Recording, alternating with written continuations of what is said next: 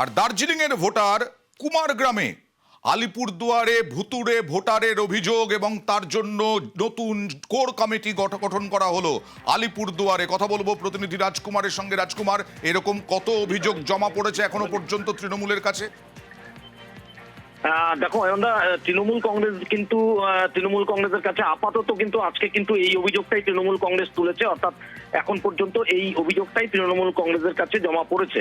তৃণমূল কংগ্রেস যে অভিযোগটা করছে সেটা হচ্ছে যে দার্জিলিং এর ভোটার, দার্জিলিং জেলার 24 নম্বর অ্যাসেম্বলি কনস্টিটিউয়েন্সি, সম্ভবত এটা কার্শিয়াং বিধানসভার আন্ডারে পড়ে, সেখানকার একজন ভোটারের একই এপিক নম্বরে নাম দেখা যাচ্ছে আলিপুরদুয়ার জেলার কুমারগ্রাম বিধানসভাতে। এটা কি করে সম্ভব? ইতিমধ্যেই কিন্তু তৃণমূল কংগ্রেস এই অভিযোগ তুলে প্রশাসনের কাছে তদন্তের দাবি করেছেন। এবং শুধু তাই নয়, জেলা তৃণমূল কংগ্রেসের যে সভাপতি প্রকাশচিক বড়াই কুমারগ্রাম ব্লকে কিন্তু এই ভোটার লিস্টের ভুয়ো ভোটার, ভুতুড়ে ভোটার বা ভোটার তালিকায় কারচুপি দেখার জন্য একটি কোর কমিটিও করে দিয়েছে।